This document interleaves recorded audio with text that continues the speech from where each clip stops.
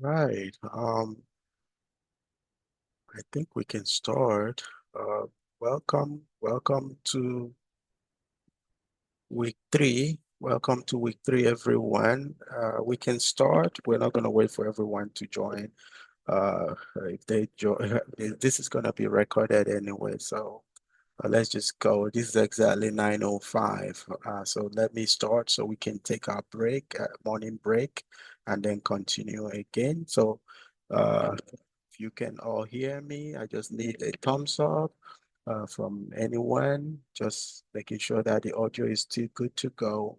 But this is the week three. I don't just want to be talking to myself. Just give me a thumbs up or something that you can hear me.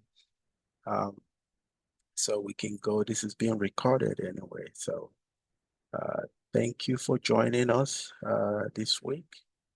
Um, so this is the week three. I know there are a couple people who are gonna be joining us in this third week, but there's still a lot for us to learn to cover. So I think they are right on time. We haven't actually covered started doing the exam, the practice exam. So uh, this is the third week. So last 2 weeks, I think week one, we delved into the fundamentals of KM, where we kind of defined KM. We talked about the history of KM. Uh, Also, we talked about KM life cycle, a basic component of KM strategy. We also talked about KM system and artificial intelligence, why it's important, and we looked at some collaborative KM. So last week we learned we focused on KM, some of the KM use cases. We talked about KM roadmap. We distinguished between data, information, and knowledge. We all know now that these three things are, they have distinct features and also definitions. We talked about how you measure KM and also some benefit of KM to organizations. We talked about KM, benefit of KM to individual, and also I think we talked about KM to an enterprise. But this week, we're going to be discussing we have four main focus that we're going to be talking about this week. Number one, we're going to be defining a strategy. So this week is KM strategy. This week and probably next week, we are going to talk about strategy, KM strategy. What is KM strategy? We're going to talk about how you can develop a KM strategy. We're going to talk about how KM strategy how KM supports organizational strategy. And also I will share with you an example of how to draft up a strategy. We're going to look at some strategy proposals, some templates, so that you know what are the fundamental things that you need to understand or that you need to have in a KM strategy. So we're going to focus on these four main things this week, and hopefully next week we can maybe foot stomp on what we've learned today and basically round up the topic of strategy and then focus on a different topic. Um, so thank you, thank you, thank you.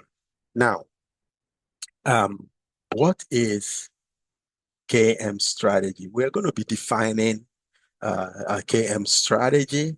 Also, probably I will kind of go in depth into what is really strategy. When we talk about strategy, what does it mean? Now, KM strategy is a process of generating, codifying, and transferring explicit and tacit knowledge within an organization. So it is about getting the right information to the right people in the right place and at the right time. So, what does that even mean? So, what we're going to do today is I'll break down the meaning of generating, codifying, transferring. We're talking about explicit and tacit knowledge. I'm going to break this down in details. The reason is I just want you to pass an exam, but I want you to understand what it means to do knowledge management so that when you are lucky to land a role in knowledge management, you can make yourself relevant, valuable, and quite frankly, um, very difficult to replace. So I'm going to show you the trick that is behind when someone is working in an organization, and even as a KM manager, as a knowledge manager for the organization, so that you can insert yourself in so many projects so that you become very, very valuable and very relevant within the organization. So that's the idea behind the style that I'm using to present this training to you guys. Now, so imagine, let's give an example. So imagine KM as a sports team. So just take KM, your in your organization, take KM, the knowledge management program, take it as a sports team. So now, if you look at it as a sports team, the knowledge management strategy becomes your playbook. So every sports team, both football, soccer, basketball, every sports team has a playbook or a training system. They have a method that they train their folks. So this is because they want to make sure that someone who is a brand new player, or they call them here, they say rookie player, right? They say that person if you're coming off of college or whatever and get hired as a new player, you should know the winning move that someone who have stayed there for 10 years, you should know the same winning move. The team, they have their own winning move, the way they play their game. You should know the same thing as someone who is a veteran, right? So the veteran player, they have their own trick. They let's say they invented let's say American football, for instance, they invented a guard, a way to guard football, right? Maybe they did it last game. So that same trick that point guard or that person learned, that that particular trick, that they used, that or they invented, and shared with the whole team last time. You that is a brand new player should know it when playing the next one. So, for instance, if that guy is injured, the team should not suffer. That is the whole idea of knowledge management. You hire someone that has, 10 years, 20 years training, but you have a playbook. You have a playbook is the strategy. You have that strategy that even if someone gets hit by a boss or, doesn't show up to work, the team doesn't suffer. The organization doesn't suffer. You move on. So let's break down those words that I said in, let's break it down in details. Now, let me read the first thing. I said the process of generating, codifying, and transferring explicit and tacit knowledge. This is what I'm trying to explain here. Okay. This is what I'm trying to say. Explicit and tacit. The process of generating, codifying, and transferring explicit and tacit knowledge within the organization. So this basically describes the how you take the step. Okay. This is how strategy is how you take the step to number one, generate knowledge. You see, number one, generate knowledge. Let me see if I can annotate this thing. So, number one, I want you to pay attention. Generate knowledge. Okay. See, can this work? Okay. So, number one, you're generating knowledge. All right. Generate knowledge. Look at this here. All right. The how you generate knowledge. So basically, generating knowledge is the know-how, the technical know-how, the knowledge management know-how, creating the know-how, generating knowledge. Generating knowledge simply means they know how. When you hear about technical know-how, knowledge management know-how, you generating how, how, how you can create that new know-how. Now, codifying, the second one, codifying. Codifying means writing it down or storing it so that everybody within the organization can find it. Okay? Everybody. So you write it down or you store it in a place where every person within the organization can find it. That's basically what codifying means. I know I said this word, I threw it out last time, when I was defining knowledge management. You generate. Number one, you generate. This is, understanding, creating a new know-how. That's how you generate, right? You generate means knowing or creating a new know-how. Then codifying simply means writing it down or storing it so that everyone within the organization can find it when they need it. And then transferring knowledge. The third one here, transferring that explicit or tacit knowledge simply means sharing it with people who needs it and deals, not only that they need it, right? They can do something with those knowledge.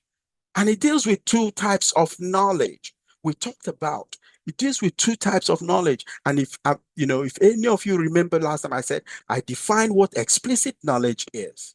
So explicit knowledge is basically the one that is easy to write down and share.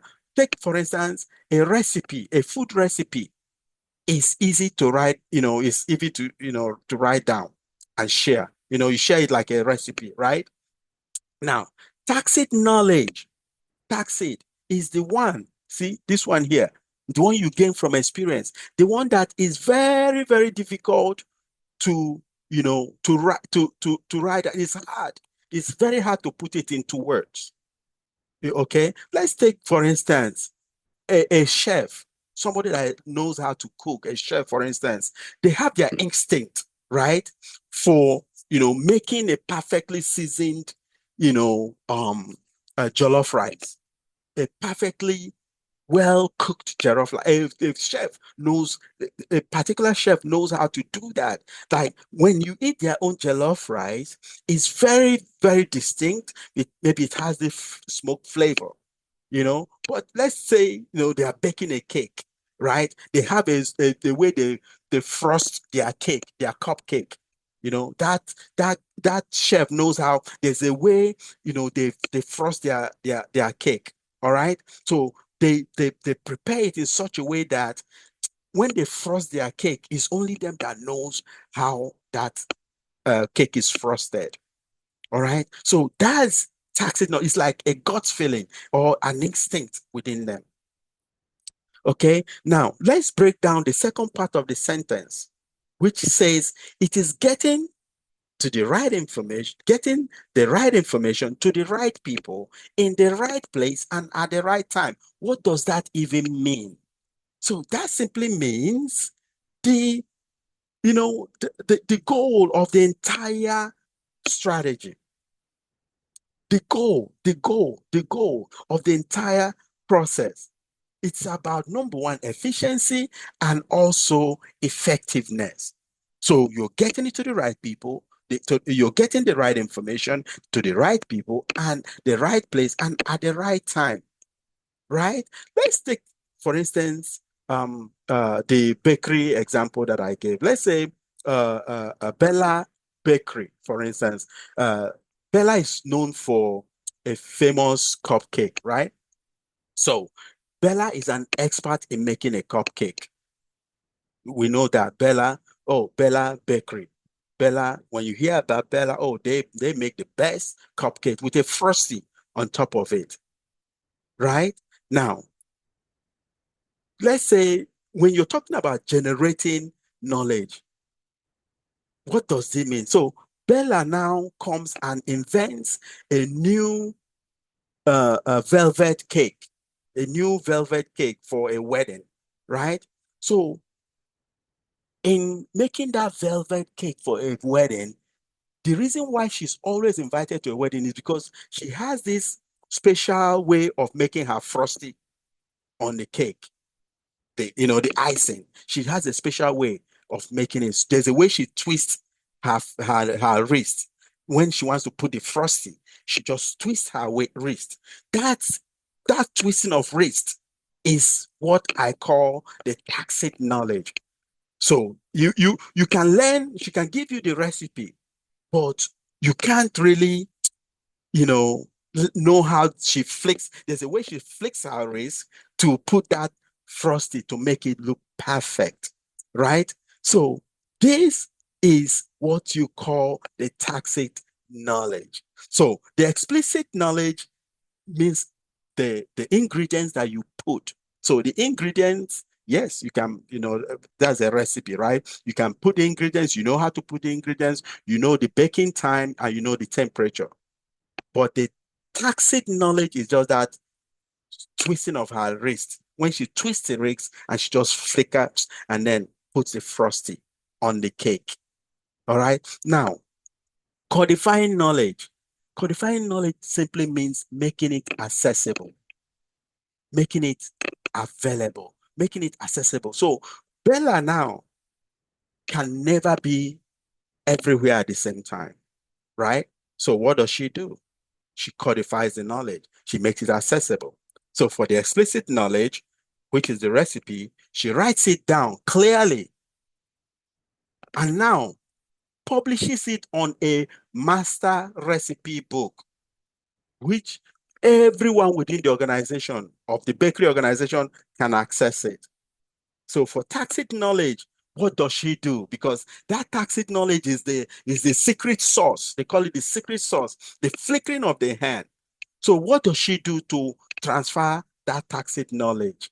Because it's harder, right? So the only thing she will do now is to record it on a video, on a very short video, you know, demonstrating how she flickers her, or she twists her wrist to put that frosty on a baking, on that cake, right? So that technique, is called the baking technique.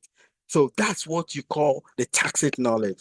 And guess what? She now, when she writes it, if she records the video, she also publishes it, so that everyone within the organization can learn. And also people can even come.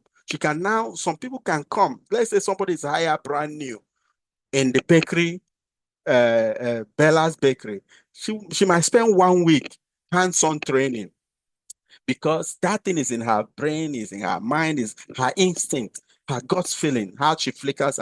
So someone can come in and say, hey, 1 week with Bella to learn how she flickers her hands. Now, what about transferring knowledge? So let me break it down. It's about sharing that knowledge, right? So now, a new baker, let's say the baker is called Alexandra. So Alex comes in, is hired brand new and is running the morning shift, right? So one day, Alex is giving that big master recipe bakery book, or recipe book, and that is explicit knowledge transfer. That whole master book has been transferred to Alex. So he's also told. So not only that, I'm giving you this master book, master, knowledge base. Now that recipe book, I'm also going to tell Alex or Alexandra, please watch this video. Okay. So now when Alex is watching the video, okay, go to this folder where I studied, the Bella studied, watches it, and also not only that, Alex also trains with Bella. So guess what? Maybe 1 or 2 days train with Bella. Bella now is transferring that tacit knowledge. So he watches the video and also trains with Bella on how to bake that cake. Guess what? Uh, both the tacit and explicit knowledge have been transferred. So now let's say there's a somebody is doing a big wedding within the in the state where Bella is, and a large offer order is placed for Bella's bakery, and Bella is not there. Alex, that is brand new, can simply go, so this is, we're talking about the right place at the right time, and this is why it pays off. So Alex can go to the information that was provided, right? So, go and look at the recipe and the training video. you know Alex is a brand new baker, so the right people is Alex, because Alex kind of had a hands-on learning with Bella. So, you know, right information, the training video, the recipe, master sheet. Now, the right person is Alex, because what? Alex have learned under Bella. Now, the right place is where? The bakery, the kitchen, the baking kitchen, the bakery itself. So when the right time is when that big order comes in. So because of knowledge management strategy, Alex has everything he needs to have a successful bake and put that perfect recipe frosting cake just the same way as Bella would have done it, to retain that standard that the organization or the baking organization is known for. So the business runs smoothly, and the customer is happy, right? So without this strategy, the recipe, everything that they did will not work. It's not going to work. The order that they place will be lost. Everything, in fact, Bella, that is known for the best bakery in town, Bella will fail. Her reputation will fall, because why? There was no strategy in place. All right. So if you don't learn anything, and I took my time to break this down in details for you, if you don't learn anything, at least you know how strategy is done, right? So breaking it down one by one for you guys, so that you will learn, you understand what we're talking about. Now, why do you think organization needs strategy? Why the need for a strategy? I'm not talking about KM strategy now, I'm talking about strategy overall. So a strategy for implementing KM within an organization should, number one, be clear, and how these are to be achieved within a specific time frame, right? So you have to make it clear, and then show people how you are going to be able to achieve the strategy within a time frame. So there's a quote here. So by Bozeman and Farthek, right, in 1989, they said organizational strategy provides a framework for decision making. In fact, I'll put there, better decision making, not just decision making, effective decision making. So without such a KM strategy, you know, everything is going to just look anyhow. All right. And there's not going to be any boundary that is defined without a KM, without a very good KM strategy. If you don't have a good approach in KM, strategy, everything is just going to be haphazard. Everything is just going to be, you're going to be doing something without a focus at all. So strategy gives you focus. So implementing knowledge management in a structural manner is a major undertaking for an industry that is not geared towards responding quickly to a new idea. So a strategy will define what major plans are to be undertaken, and allocate resources to them. That was said by Cannon in 1968. So what does that mean? All this grammar that I've spoken. So an organization without a strategy is like a group of people trying to build a house, but they don't have a solid blueprint. So everyone is busy doing something. This one's, but if you go to that site, there is quite a busy work going on. You see people hammering, people moving around, people doing all kinds of things. And guess what? Because they don't have a blueprint for building that house, everyone is going to build something. But nothing is going to be cohesive. It's just going to be like a pile of wood somewhere. All right. So Let me break down this, the need for organization strategy so that at least we'll learn and understand what it means. All right. So for you to establish a strategy, you have to answer three different questions. Number one question is, where are we trying to go as an organization? For example, let's say we talked about the bakery, right? So let's say we want to be the best bakery in town, known for cupcake. That is where we're trying to go. And that is our goal. So you see, you're answering the first question. Where are we trying to go? That is your goal, your goal, your goal. And your goal is we want to be the best bakery in town. And we want to be known for the best cupcake like Bella, right? The second question you want to answer is, how will we get there? What does that mean? The plan. You have to have a plan in place. The plan that you how you get there, the plan that will help you get there. So what does that mean? For instance, you say, well, we will use the best ingredients, right? Train all our bakers in the same way and make sure that our customers are always happy with no bad experience. That is our plan. That is how we will get there.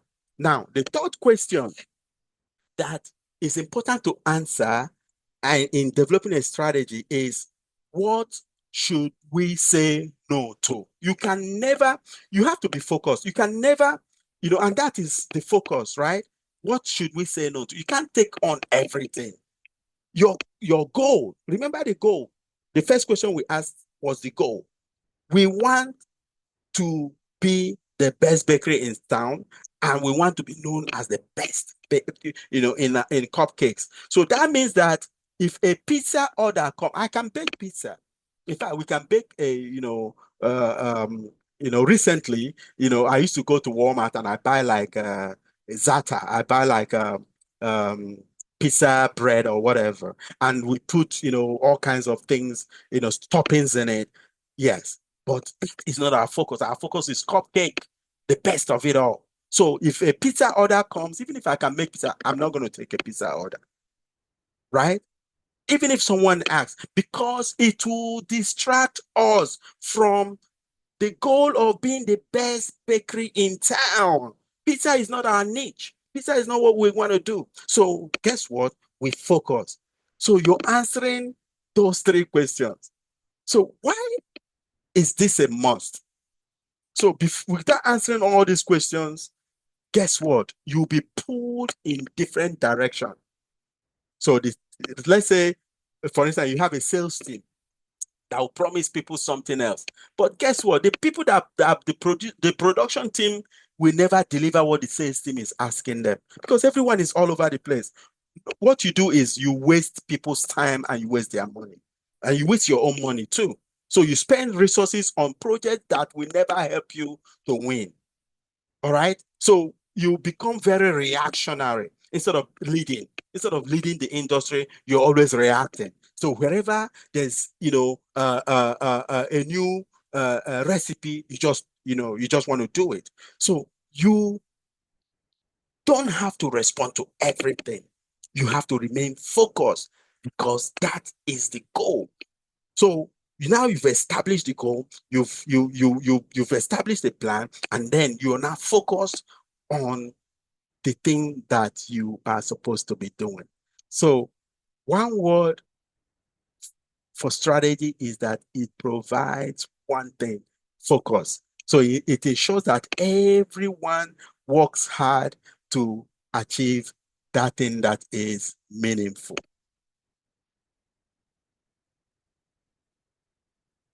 All right. Any question?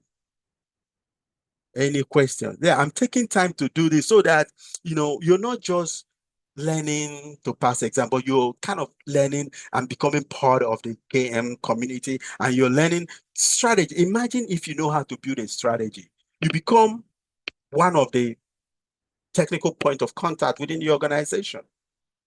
All right, good. So how do you develop a game strategy? How do you develop a strategy? So in determining how to develop a game strategy, you must consider which part of the process may obtain the maximum benefit, which section of the company will be able to benefit the most from a strategy, and how large the problem should be identified, what medium will be used. For instance, you want to use information technology or you want to use people, and how the system will be evaluated. You have to be able to measure it.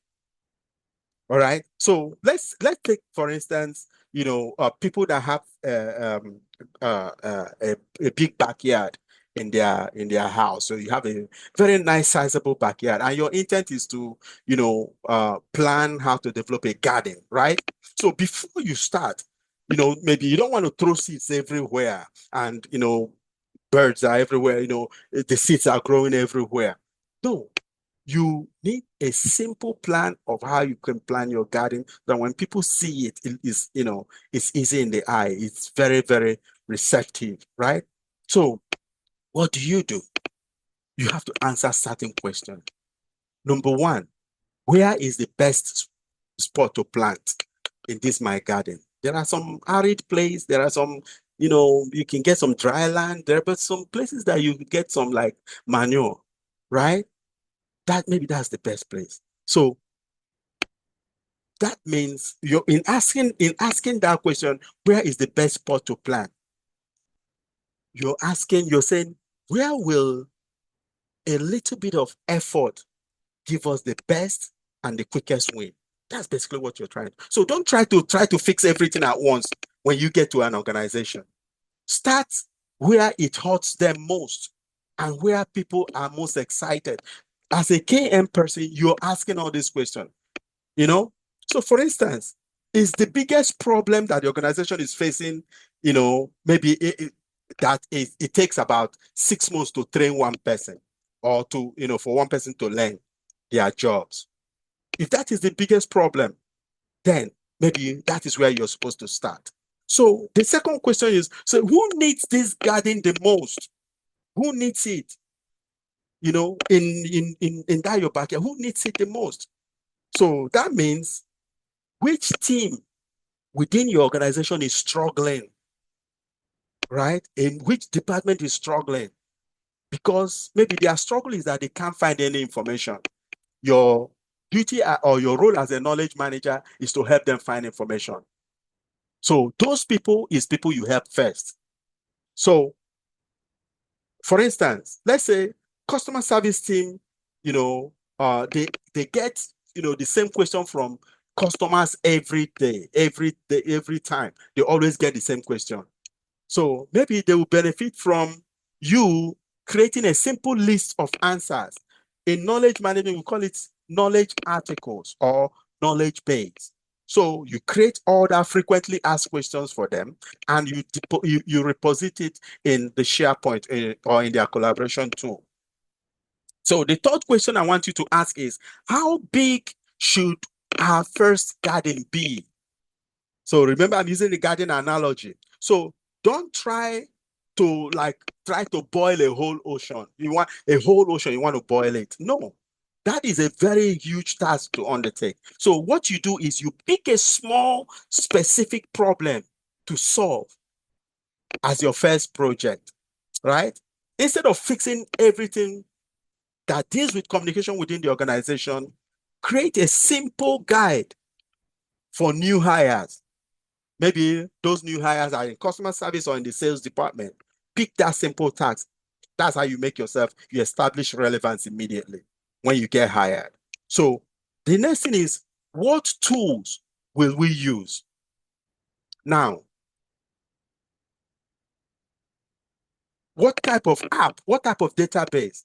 So maybe we'll use an app or we'll use a database. Maybe you're bringing in IT, or we'll just set up a regular meeting where every time people meet, or they call it brown bag these days, or a simple seminar where people gather every time and they share knowledge, they share their expertise. So you need people, or you're mentoring people so that they can learn what you already know. So for instance, you're developing something like a sales guide for your organization. So you could create a shared online document using the IT tool, and also you can have a quick, like I said, launch and learn.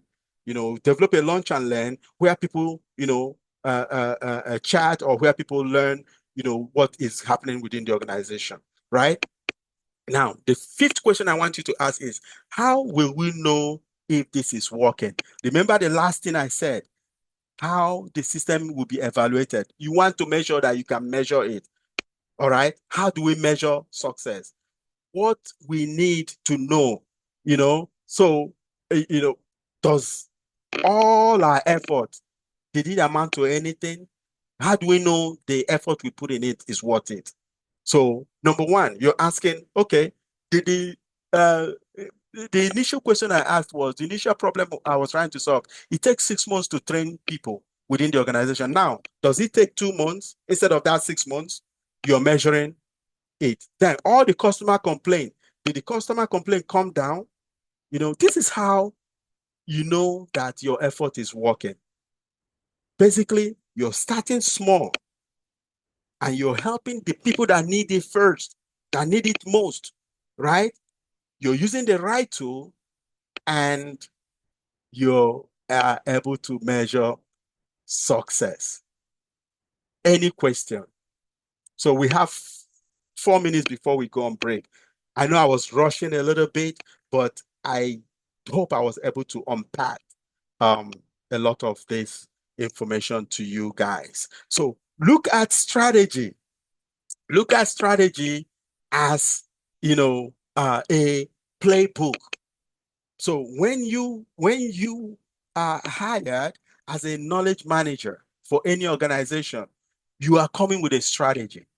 Maybe people don't know, are not used to it. They're only used to the big organizational strategy, but you are coming in with your own KM strategy.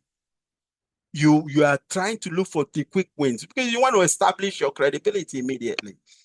But you cannot, you're asking, you're someone that is curious, you're asking questions. You're asking questions. It's only people that ask questions get the answer. All right. So you ask questions, you're asking questions, you're kind of gauging all the issues that they are facing. They are KM. For someone to hire a KM person, already they are already facing some KM issues, and already they are KM organization, or they are aspiring to be. So you're coming there, you're hitting the ground running. All right. So that is our first section. Uh, you can all take some coffee break and come back at 10 a.m.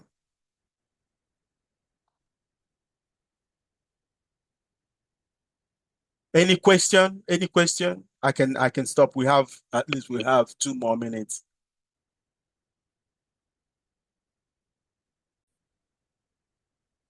Welcome back.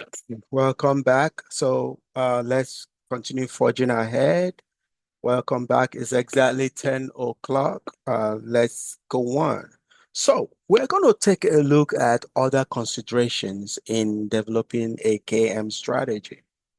Other consideration in developing a KM strategy. We're going to take a look at them. So we discussed before we went on break, we talked about consideration for the questions that you should be asking when you want to develop a KM strategy. We looked at that. So we are going to look at other consideration. And I think the first point here says prepare a business case for introducing KM in an organization. So this might just be for someone who um, is basically maybe in IT, and maybe you're tired of doing the same thing. Maybe you want to reintroduce or you want to introduce KM in your organizations to do something. I can tell you my life when the current job that I have now, I'm the team lead for KM program within my directorate. The job that I have now, the blueprint for this job, I developed it even 5 years, 5 or 4 years before I got this job. But this job, I interviewed for it at a lower level, but I didn't want to take it. In fact, I I was very successful at the interview, but I just told the guy that I would not be pursuing the job anymore, and I withdrew from it. And they gave it to someone who became my supervisor, and then the person left, and then I got hired to do something else, but related to KM. But I ended up leading the group. So the job, whatever they have within the framework, I developed it a long time before I even got the job because I was working with a senior who needed something done. And I said, oh, all you need is knowledge management. But guess what? Today, the thing that I helped shape, I'm working it now. Go ahead, Toby. You have your hands up. Yes, I wanted to ask. I know that you said that you've built it up 5 years. What would be a and one of the things I'm worried about actually is where what I would look for as a beginner in KM, and what positions I should look for when I get my certification Certification. and I have my portfolio to Yeah. show that I know, like I've been experienced with the KM systems, management systems. What jobs would I even look for? So job announcements. So any job within, let's say they are looking for a KM specialist. Okay. A KM specialist or a knowledge manager. That's simple. Does that answer your question? Would that be a beginner level for us? So a KM specialist is like a beginner level, but it does pay as well, like any other because it's a specialty. Okay. And a lot of the things say management and lead.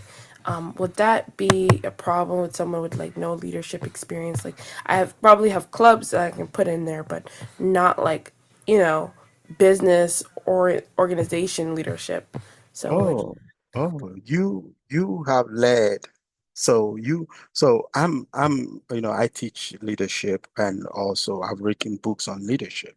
So I can tell you that, some people lead, but they don't know they are leading. So if you are leading a program, let's say within the IT department that you work at, that you are leading a project. Have you ever led a project? Have you ever, led a project? um, no, You, I you, wouldn't, you, I wouldn't say have you ever been asked to do something? yes, Yes. So you've asked to do something and you were in charge of it. yes. So that means that you are leading a project. Mm, okay, I see what you mean. You understand? I So do. because you are in charge of something means that you are leading that program. You are leading that task. So you led a task. So when I'm framing your resume, I'm going to say you led a particular project. I'm not even going to say you led a task. I'm going to say you led a project I see what because you are in charge. So if you are in charge of anything, you are leading that thing. Do you agree? I do. Okay, Yeah. so don't sell yourself short. And also, I'm going to be teaching you like some interview skills. So during interviews, let me not record this. I don't want to record this. Then, all right. So there are other considerations when you want to develop KM strategy. Number one is prepare a business case for introducing KM in your organization. Like I said, this might just be for someone who is already in IT and think that KM is going to solve a problem. And you are in the KM community, you introduce it. I shared with you how, the current position that I am at now, I help build a framework you know someone got hired when I withdrew from because I didn't want to go in there as a lower grade, but they hired me at a higher grade to do something, to be in charge of the major systems. So that was how, when my supervisor left, I just, they just say, oh, just continue leading this group. So the entire group, I'm leading them. Why? Because and it's easy for me because I help build a framework. So I kind of understand what the requirements are. So the second point here is map the organization's business processes to identify one small area that you could bring solution to. All right. All right. So one small area that you think that, okay, this is going to benefit the organization. This is going to help them, you know, that is, remember when I talked about earlier, I said quick win.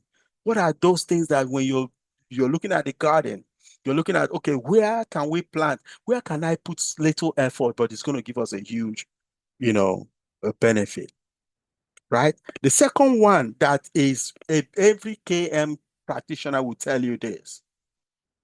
Consider appointing a KM champion. Look for someone who is a senior in the organization that you're comfortable with, or look for someone that you want to talk to, that is a senior, and say, let this person be the KM champion, because that person eventually is going to be the one to advocate for resources for your KM, because you do need resources. You need people. You need human resources, human capital. All right. So you need people, right? So this individual is going to be the one, he's going to be the KM evangelist, because that person that is that is the KM champion. You want to make sure that the individual is a senior within the organization. So they sit at the table, right? So talk to the frontline staff and find out what information they need for their work.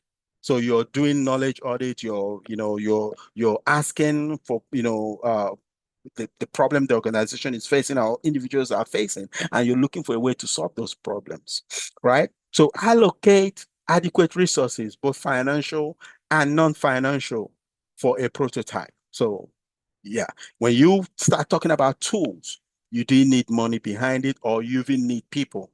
You need a working group. You need people. You need to make sure that you form a working group. And these people, this is where you guys share knowledge, you share best practices. Okay. And again, the last bullet point says start with a small problem that relies on in-house knowledge before moving to a higher thing. Let's just break this down. Okay. So think of this as a recipe for a successful pilot program or pilot project. All right. So you're starting small, but but that will help you prove your relevance. It's going to help you prove, your work. Like you're having a proof of concept. So in the initial one, you're starting small, but you're giving them something that is impactful, right? So how do you do that? These are steps that you have to follow when developing this KM strategy, right? When you're starting. Number one, the step one is you make sure that you get permission and pick a niche, pick something, pick a spot, pick something that you want to work on, right? So write down, your pitch, what you want to talk about, that you want to convince that person, that KM champion, why KM is needed. So when you get that buy-in from that person, that KM champion, and then you have to take something small but painful. You definitely know when anytime you are hired, if you're paying attention when you're hired into any organization, if you talk to the right people, they will tell you, oh, this doesn't work. Oh, this is what we face all the time. Oh, welcome to the group. Oh, welcome to the culture. Oh, this is you're paying attention and you're capturing. Yours is just to track it. So you're looking for small problem and a painful one for that matter. So if solved, guess what? Make sure that if that thing is solved, it makes a big difference to the team, right? So the example I gave initially, I said, on the last slide before we went on break, I said, let's say the customer service team, they find it very difficult in finding answers or getting data of information. Now you just solve that problem for them, right? So the second step is this in developing that KM strategy is get people involved and find a cheerleader. So remember, I talked about the KM champion, right? Appointing a KM champion. That person becomes your cheerleader.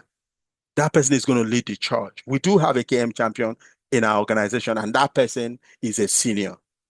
So talk to the experts. Ask the frontline employees what information they actually need to do their job better. That's your duty. That's what you have to ask them. Okay? Because you are now the solution person, right? Build a test version and give, find put money, cost. So let's say a project was supposed to cost, you did this thing with the limited thing you have, but you can put a cost to it, put a budget to it. All right. So make sure that you dedicate your time. You put those people in place. Put people. So it needs time. It needs people. It needs money. Make sure that you navigate all these things and you have these people in place. Okay.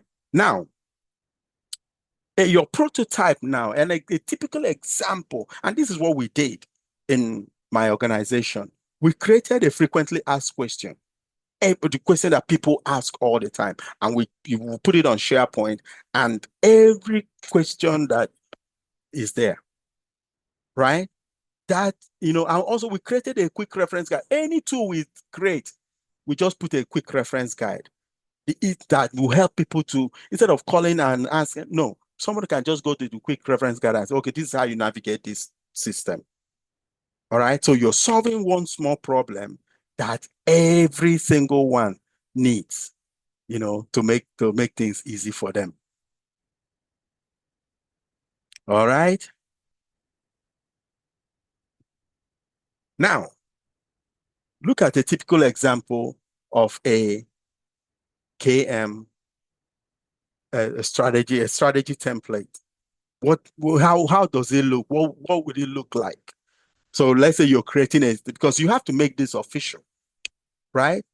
Number one, you have to, you know, put up something that shows acknowledgement. So you want to make sure that everyone that helped you, you know, everyone that helped you during you have a working group, always appreciate them, always recognize them. People want to be recognized, especially if they are part of a project. Make sure that you call everybody's name, everyone, list all of them.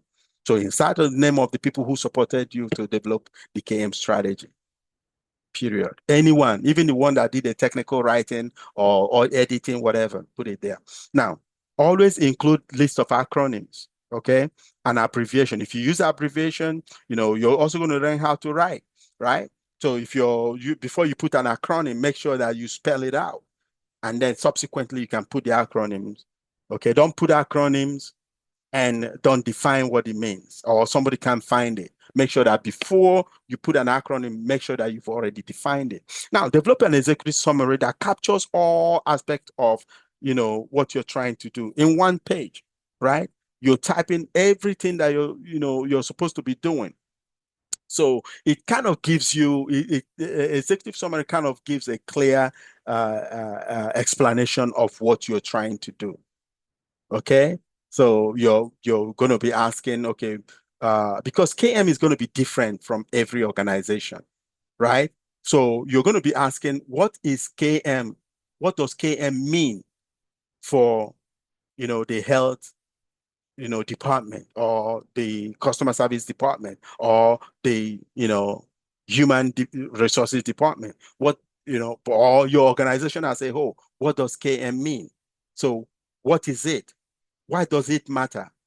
And you have to explain how it works. All this will be in that one page executive summary, right? So what is KM?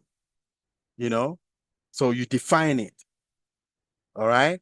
So, and why is it crucial?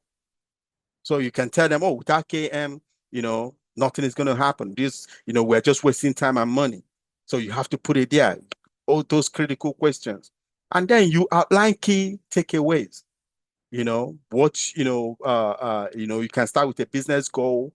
You focus on, outline people, process, technology. Write some things down, in because you're highlighting why this is important.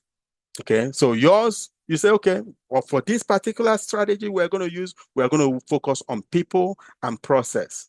All right. And then you have to say how you're going to deliver a result, because you're linking it with the strategy, the overall agency strategy. You have to align it, make sure that everything you're doing, that you link it to the overall strategy of your organization. All right. So next, you're not going to, in the same body of the paper, okay? So you see here, I put A, B, C, D. So what are you going to be putting after the executive summary? You want to start with introduction and background. All right. So you put a vision of your organization, your main organization. What is the vision of the organization? All right. So now you also have to put a background for your KM. Why? Because you already know that there's a problem that you guys are trying to solve. So you put the background or a foundation for this strategy. So now you're now asking, what is KM? What does it mean? What is KM for the entire organization? All right. You define what it means, but you have to be specific, right?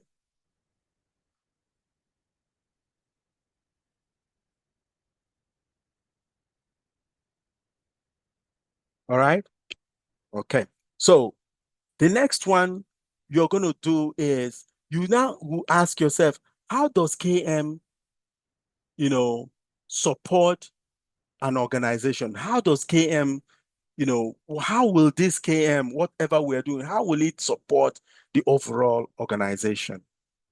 How will it support it? How will it become relevant? How how will this KM help boost, you know, what we are doing? And that is the point that now you are shoring up yourself. Okay. You are making yourself relevant. You are making yourself valuable within the organization. So number one, you are linking everything you're doing, you know, to the organization strategic plan. Everything, all your KM effort, you have to, first of all, understand, maybe the 5-year strategic plan of the organization.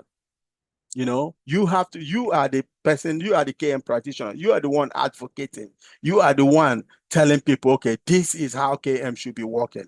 This is what we do when it comes to KM. This is how, what we want to achieve.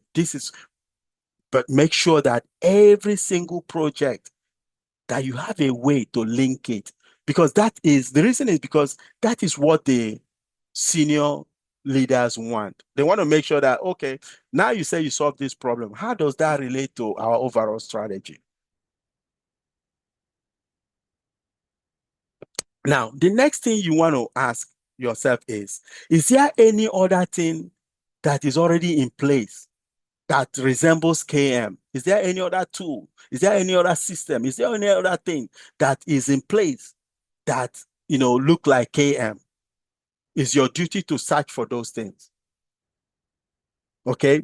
And you can also, because if like a simple SharePoint now has a search engine, KM, the role of KM is to, be able to, for you to, as an individual, to be able to help people find information.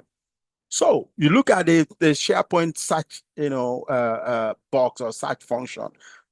You can now say, okay, with this SharePoint search function, there's a way you can do Microsoft in such a way that it can search all, there's a way you can click a search and it will search people's profile. All right. So now you already have something that you can work with. Now, what do you do? Those people's profile that you see on Microsoft Exchange that is linked to SharePoint, you can now start putting, advising people to now, because this is a KM unit, you can now say, okay, let everybody go into their Microsoft profile, you know, There are some that are admin, protected, so you can't do anything. But there are simple profile. You can ask people to go there on their, maybe create a bio and then put their expertise, their area of expertise, their skills, their certification, for instance. Guess what? You already used something that was already in the agency and now made it so relevant that with just a search, people can now discover some expert. You've created an expertise locator within the organization without, number one, putting money in place. But because but make sure before this thing can work, make sure that you have your working group in place. So the working group is going to be people from different units, different branch, and different, area work function within your organization. That's how you form the working group. So whatever you guys discuss as a unit, as a working group, they will go back to their own unit or branches and then talk to them. And that is how you move forward. And things are changing within the organization.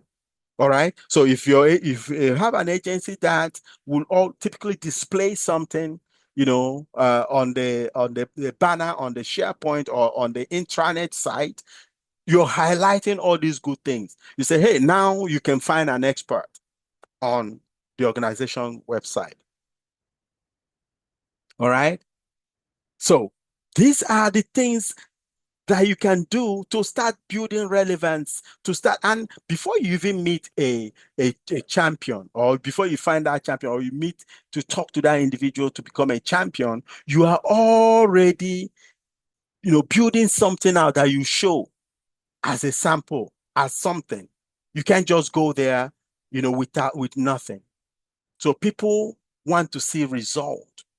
So as a KM person, you're using your own strategy. You make sure that anything you do is related to what the organization is trying to solve, where they are heading to.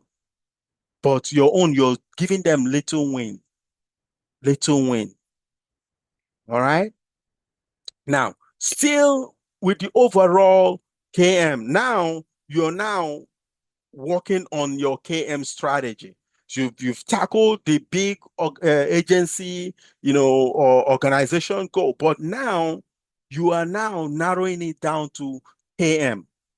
What is your KM vision? What is your KM goal? What is your KM strategic objective? You're highlighting this on that strategy. So this is like overall strategy.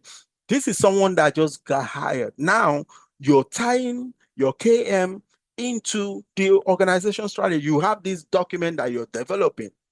Now you're outlining your KM vision. Okay. Make sure that that vision is inspiring. It gives you a long term where you guys are heading to. Basically, what is a vision? A vision is where you're intending to go as an organization or as a unit. So your KM vision is make sure that it gives a long-term goal of where a picture or a future state of where you're aspiring to be. So you have to be able to articulate it there, right? So it should, answer several questions of as simple as something as simple as, uh, what type of knowledge management organization do you want to become? you know, so for instance, oh, we want to be, an organization that, provide information that makes provide actionable knowledge that is used to make informed decision. So, okay, great. That is the type of organization that you want to be. Maybe that's your vision. So now you articulate it, and it shouldn't be a long sentence, just a simple sentence. Your vision should just be simple and, easy to understand. The second one, you're talking about your KM strategic goal. What is your strategic goal? What is your business objective? What is, and can people measure it? People should be able to measure it. So you're putting it maybe 1 or 2 years. Within 1 or 2 years, this is where we want to go. There should be a time frame, because that's how you show that, okay, we're actually achieving, we're actually doing what we said we're going to do. And that should be able to support that vision, whatever you outline. So the questions that you're asking, so the, you know, how does this, align to the goal, to the vision? All right. You have to be specific. You have to be able to outline it in such a way that it solves the KM problem that you guys have. All right. It should be, make sure that it is achievable. Make sure that people are able to measure it, and also make sure that, it's current.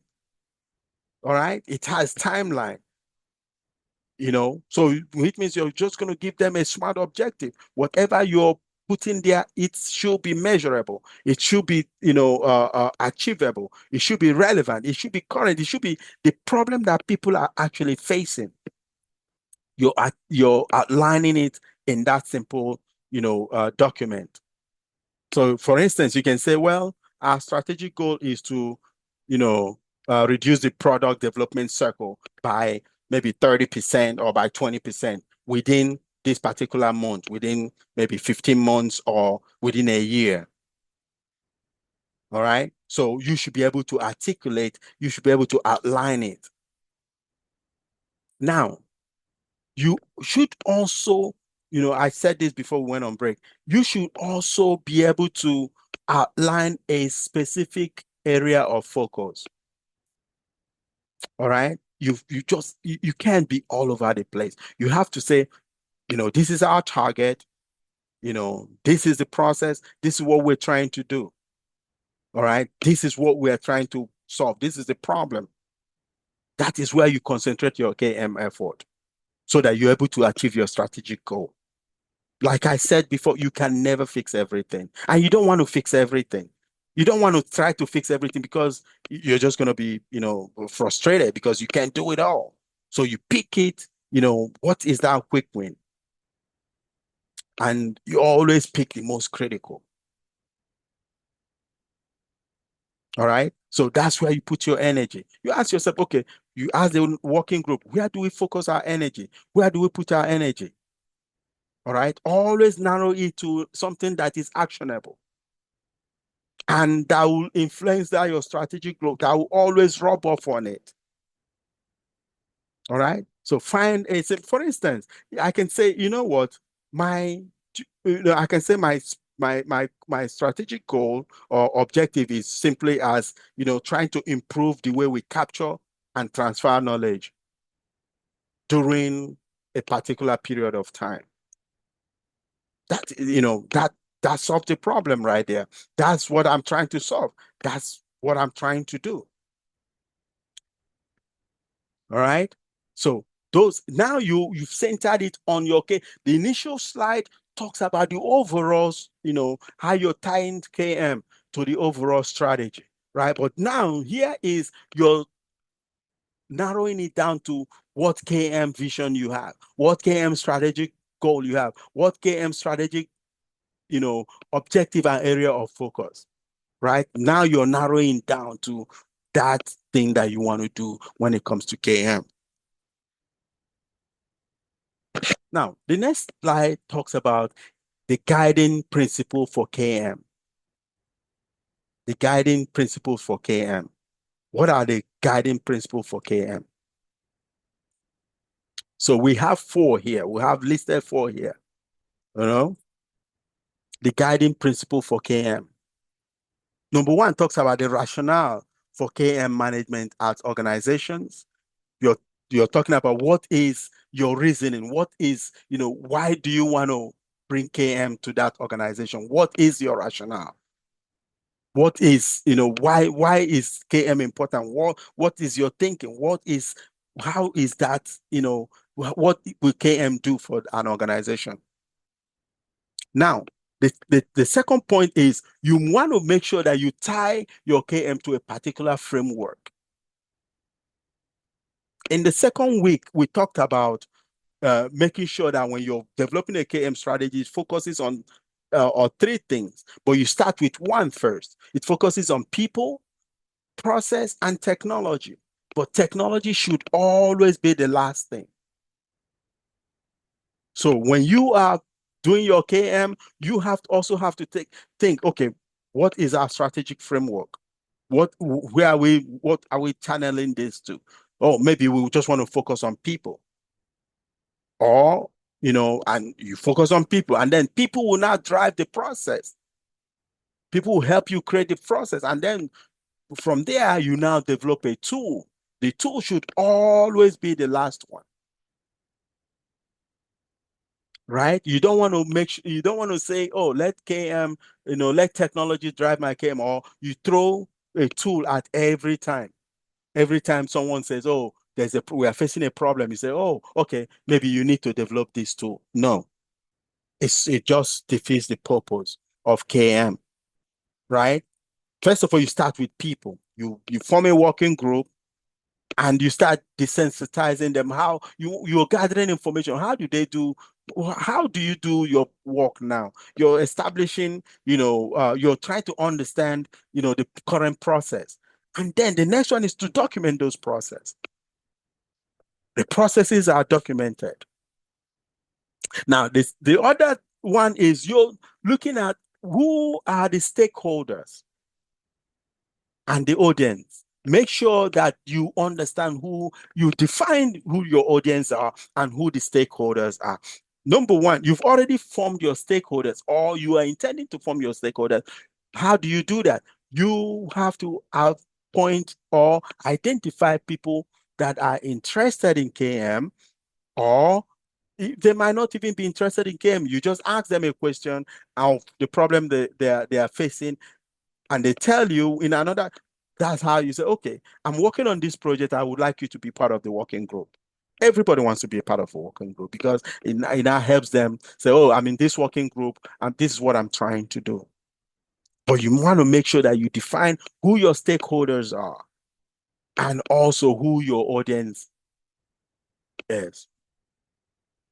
So is the audience, are they the end users? Sometimes the stakeholders are also the end users. And you want to make sure that you carry them along. So you always want to know that you also want to know who are the people that needs help most. All right. So let's go deep into the guiding principle. What you should, as a KM practitioner, what is it that you need? What are those, say you want to establish a solid, successful knowledge management. What are my guiding? What is it that I need, to move forward? Number one, you want to understand that knowledge becomes an asset in that organization. Your knowledge is an asset. Any other person that is a subject matter expert within the organization, you see that individual as an asset. So that means that me, I don't look at not, I don't look at people, I don't look at employee as a cost to me. I see them as an asset because guess what? Um, I don't want to lose their expertise. So I'll go after them if they tell me, oh, I have 2 years. Remember, we talked about it. If someone wants to quit a job or someone wants to retire, I'm always already going after them to learn what they know because they always have a tacit knowledge. Remember, we talked about tacit knowledge today. So I'm seeing that person as an asset. I'm trying to know what is in that employee's head. Is that thing that is in their mind, in their brain, is it valuable to what we're trying to do? So me, every time I'm working with this and I see someone, I'm like, okay, I understand what the guiding principles are. I know that knowledge, I will always see knowledge as an asset. Now, the second one you want to go with is always start with a business need, right? Don't always start with a technology. As soon as someone says, hey, these customers are, they are always facing this cause like these particular questions, or they are finding it difficult. The customer service department cannot find anything. In fact, someone called and they were able to solve a problem. The problem that they solved was written down somewhere. We can't even find where that individual wrote it down. So don't always think of building a system. Oh, yes, eventually you're going to build a system that will now support the program, but you want to start with people, you want to start with processes first.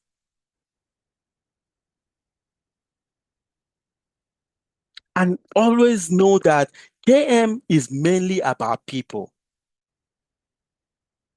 not just the database, not just the knowledge base. No, yeah. Technology is just, okay, this is the tool that will help me get, finally, so people know that, okay, I'm doing something. But that should not always be the answer. It should be people. For instance, something happened recently where, and I think one of the participants asked a question last time.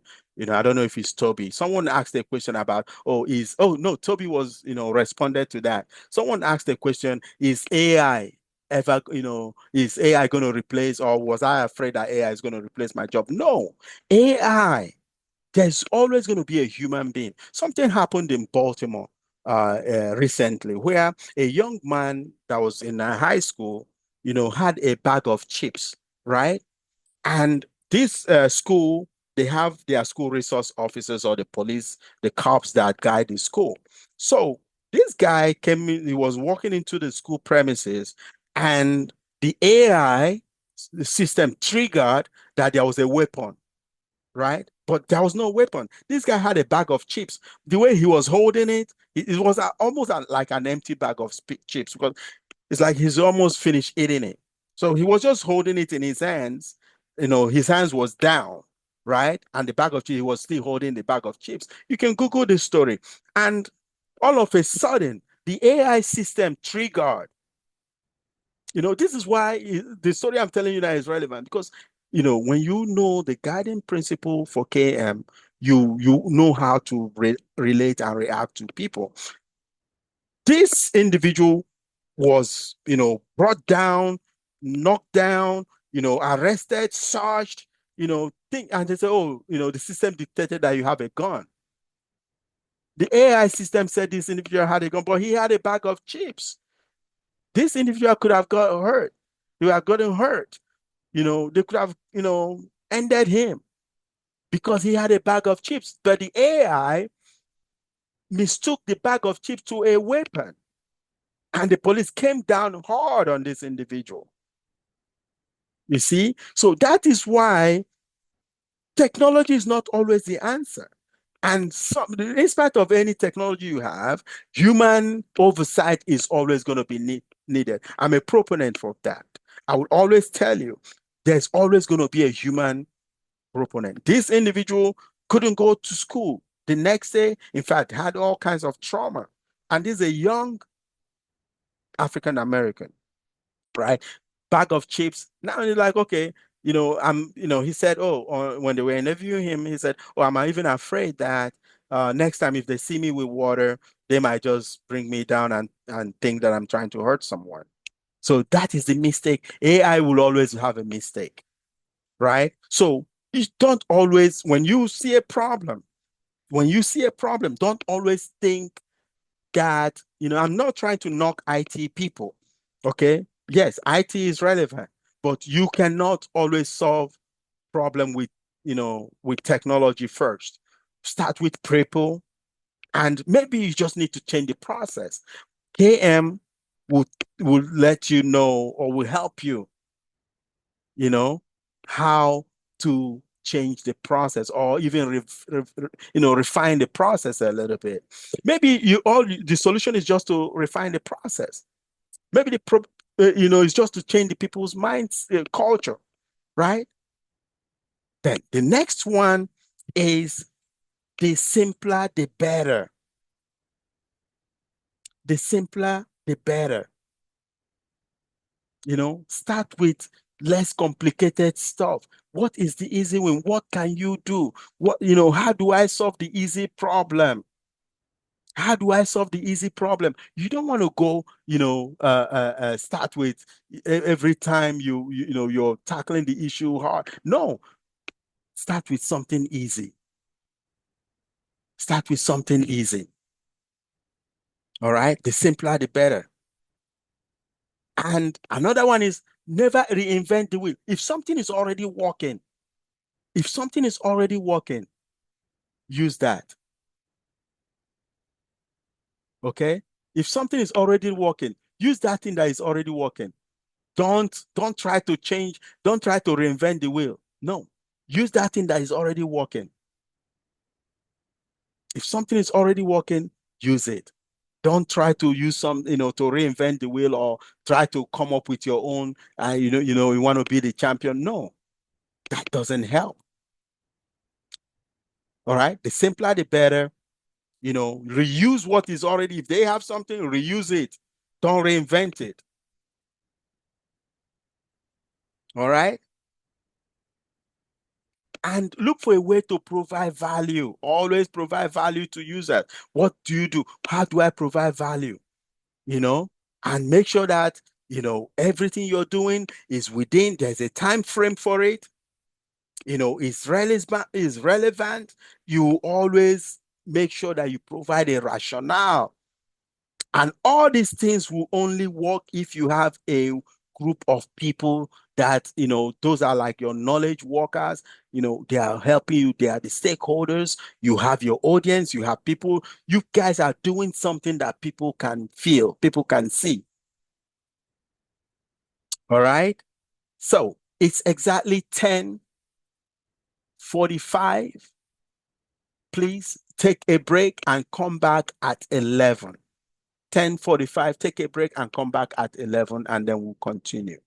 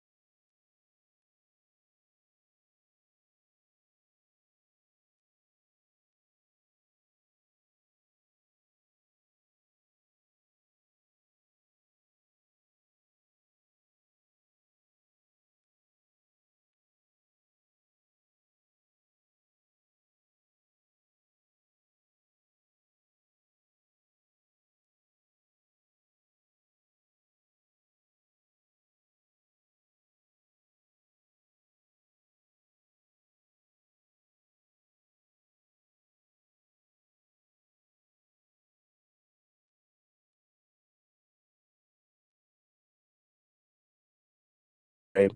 Uh, all right. So I'm glad that you can hear me now. Thank you. Thank you. Thank you. Thank you. Oh my God. Oh my God. Okay. All right. So basically, the last this current slide here, I was saying that as a KM person, so when you're developing your strategy, okay, you have to find an area of focus for your KM activities. That is what this is. So the last slide, the next slide is just going to be the last template. So all these things I've been talking even before you went on break was basically developing a KM a strategic template, a template for your strategy. When you're proposing, we talked about how you can propose what you want to do, right? So this is a template. If you want to build your template, number one, just make sure that you can give them an overview of the area that you want to focus on. Just tell them that helps you narrow your scope down. Okay. You're saying, oh, this is where what we are focusing. We are not going to do any other thing. This is what our focus. So now you can outline your objective. Within the objective, have a strategy 1.1. So this shows how you're going to be able to achieve your objective. I'm so sorry earlier. All right. All right. So basically, you have and the next one, the last part of your strategy should outline your budget and also your implementation plan. How are you going to, do what you said you're going to do? Describe to them how you're going to do what you said. Who are the relevant stakeholders? Okay. Who are the relevant stakeholders? How are you going to do? Have map out your plan. How are you going to monitor that your project is working? How are you going to evaluate it, measure it? Okay. Before you launch the plan. Okay. Make sure that you have all these things listed on your strategic plan. Okay. All right. So now let's go into when you are drafting a plan or a strategy plan, you want to have a focus, the area of focus. So, what are the areas of focus that we talked about? Your KM activities. So, for instance, I can say for this particular KM project or KM focus, our, our main strategy is knowledge strategy as a business strategy. So, basically the entire company should be structured like a big let's say you're structuring your entire knowledge management activities as a big project for the organization. So mainly the organization is focused on learning. This is a learning organization. Okay, this is what we do, this is how we do it. This is what the organization know. you know you're giving them bottom line, this is what we do. This is our KM activity, and it's tied to what we do as an organization, how well we do what we do. So basically, so your KM strategy is focused as your business strategy. So I said here, a comprehensive enterprise-wide approach to KM, where frequently knowledge is seen as a product. Your knowledge is seen as a product.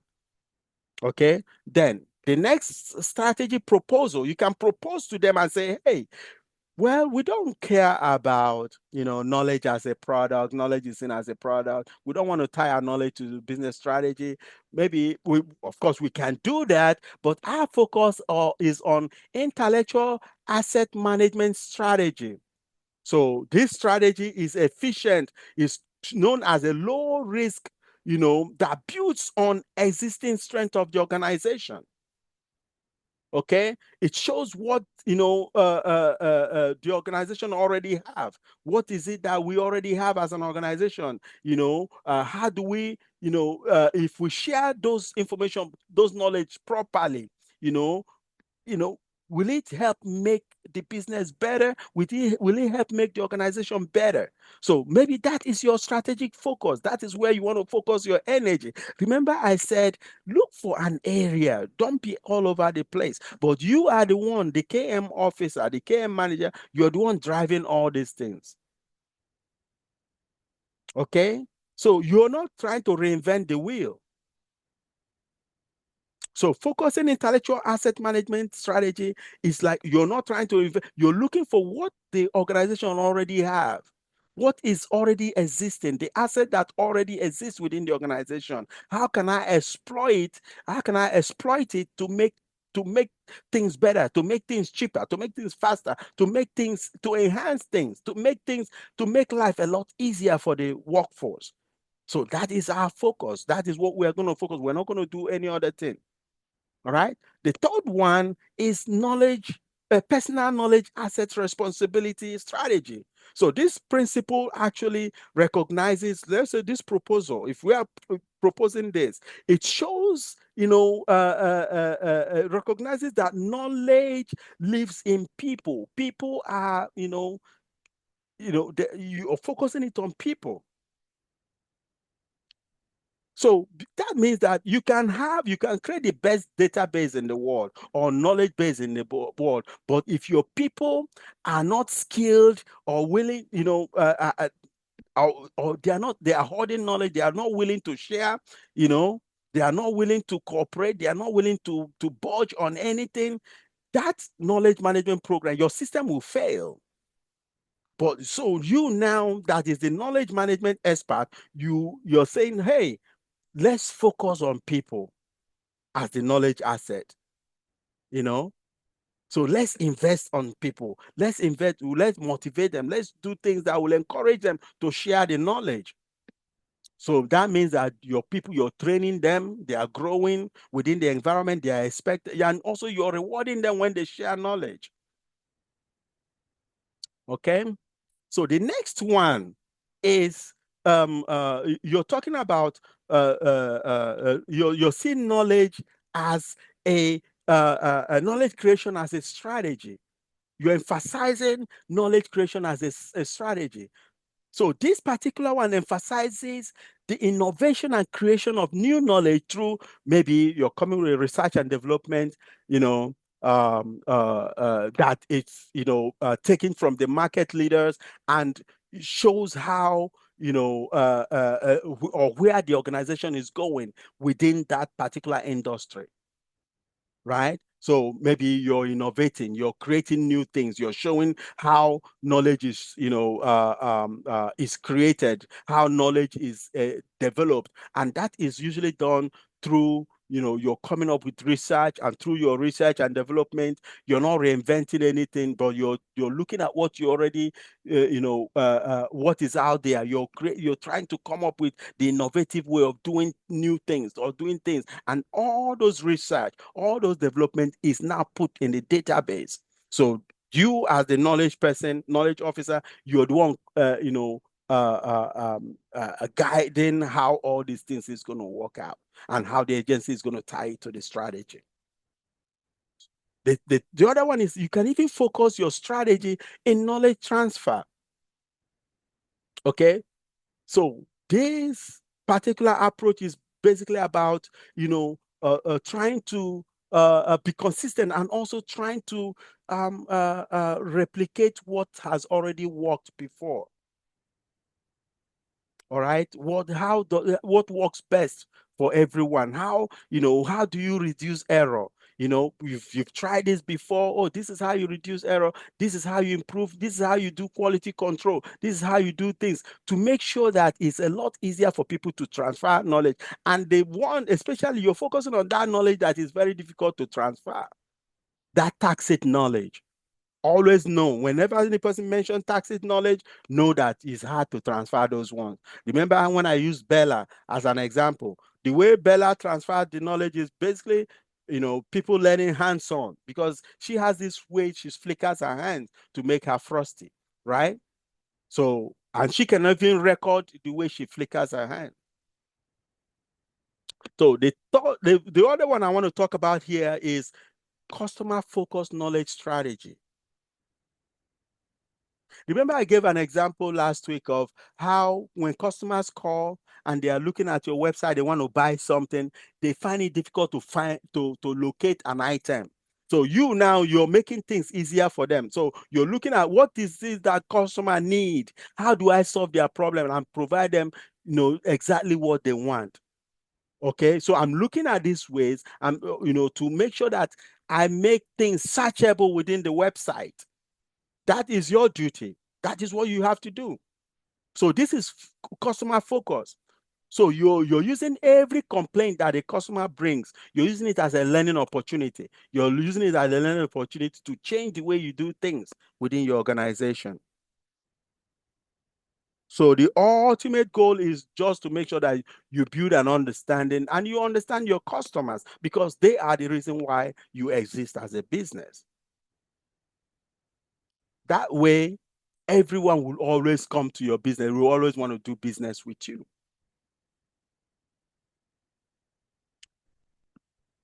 Now, I hope everybody's hearing me. So just give me a thumbs up. So it's not like I'm talking to myself. Anyone at all that can help give me a thumbs up, that is hearing me. So I'm not going all the way and no one is hearing me. Any question? Yes, thumbs up. I'm looking for a thumbs up to make sure that, let me see, there's a chat. All right. Oh, Cedric. Um,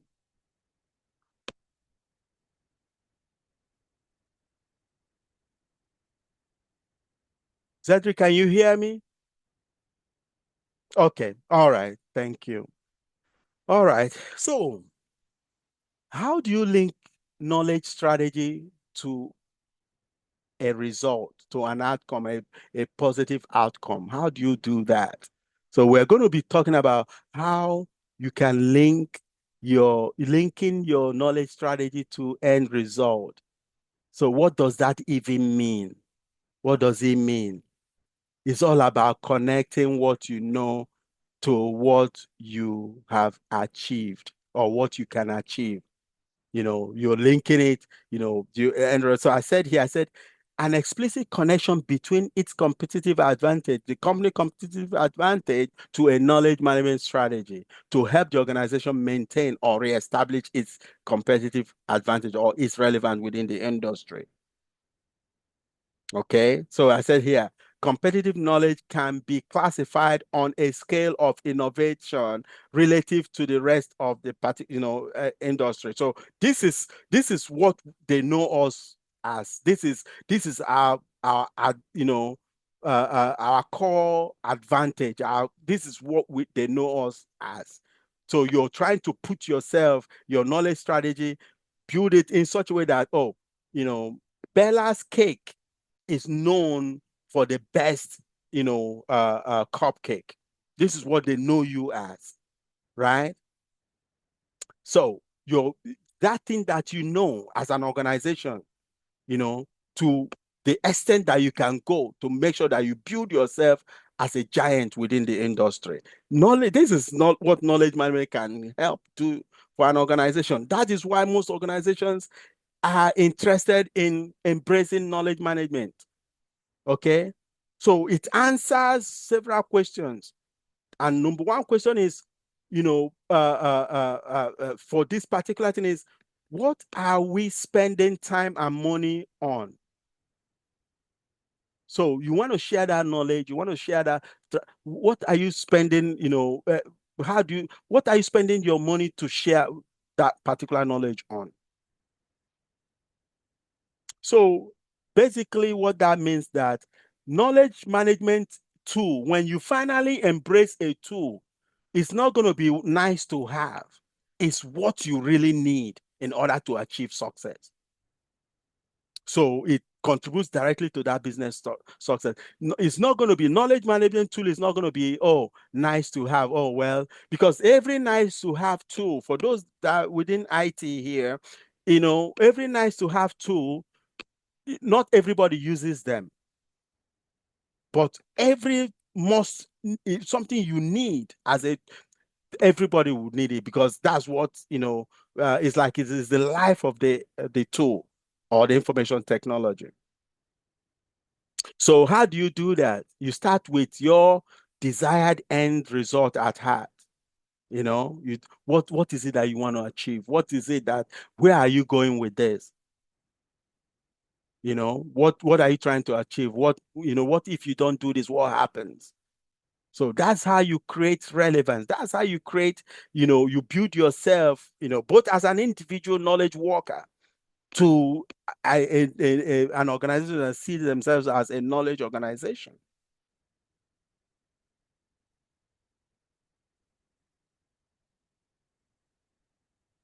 Okay.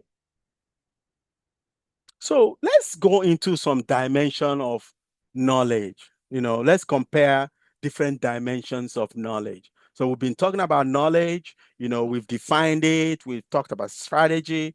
There are different dimensions of knowledge. So let's talk about, those dimensions of knowledge.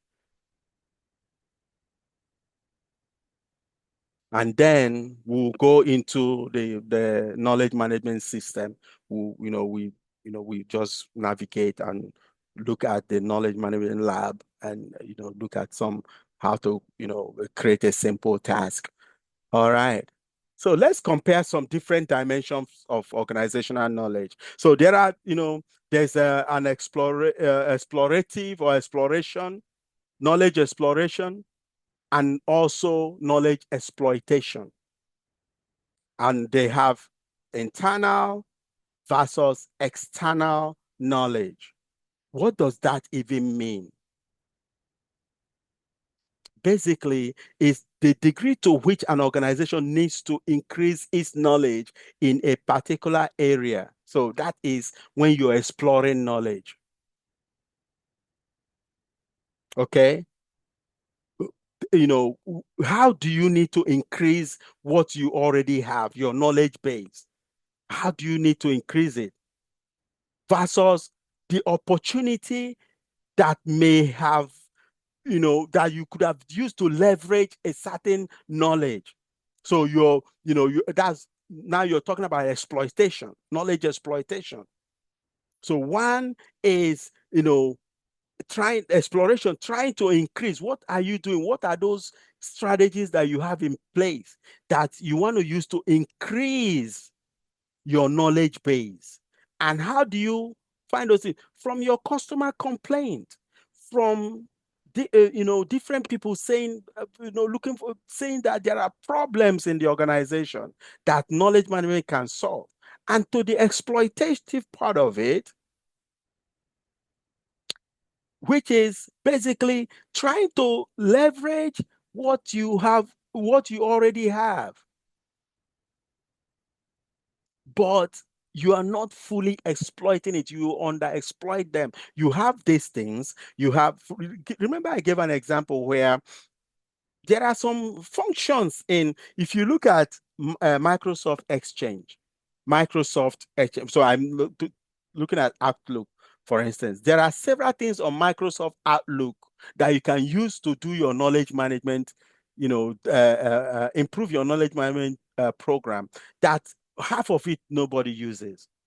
There are certain things on SharePoint. SharePoint, for anyone that is hearing it for the first time, is a collaborative tool. We've talked about it. The second week, we talked about some collaborative tools, right? SharePoint is a collaborative. There are several features in SharePoint that people have never used. There's some such functions in SharePoint that you guys can leverage and do some great knowledge management project, but people are not using it. Now, internal versus external knowledge refers to whether a knowledge is primarily within the organization or is it outside the organization. So some organizations are more externally oriented, like, there are, publications about them, you're looking at, let's say universities, for instance, consulting firms, for instance, there are, those are, externally oriented, while there are other organizations that are internally oriented. they are used to building up, things within that organization, you know.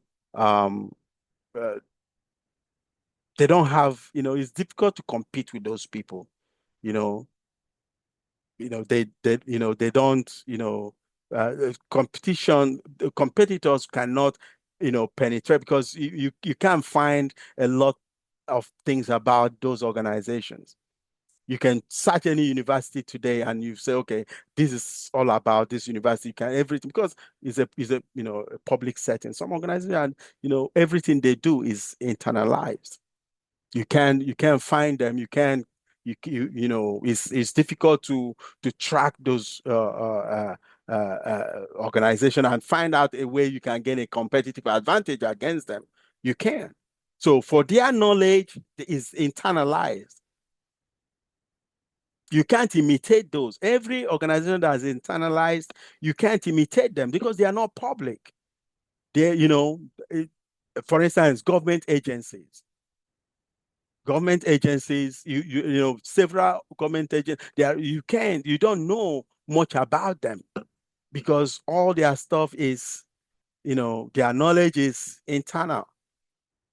So you can't say, okay, you want to compete and see, okay, this is how they do stuff. No, but universities are open. You can just check Google. Oh, this is, curriculum is all over the place before you even apply for a university. To go to a university, you already have all their, the subject matter, the subjects, the outline. Is everywhere. So those knowledge is everywhere. So another university can say, okay, these are all the subjects they are teaching when it comes to leadership. You know what? I'm going to add another one so that my own university will have a competitive advantage against these particular ones because they don't teach this. They only teach this much when it comes to leadership. But me, I'm going to add additional thing in leadership that I think is critical. So those ones are now getting, a competitive advantage against them because their knowledge is publicized. All right. I think this is where I'm going to stop today, before we go into the knowledge management system for today. So let's look at some knowledge management system. So this is about strategy. We will continue next week with, we'll foot stomp on some of the things we learned today when it comes to strategy. But I'll leave it here for questions before we go into the knowledge management system. Okay, let me stop recording.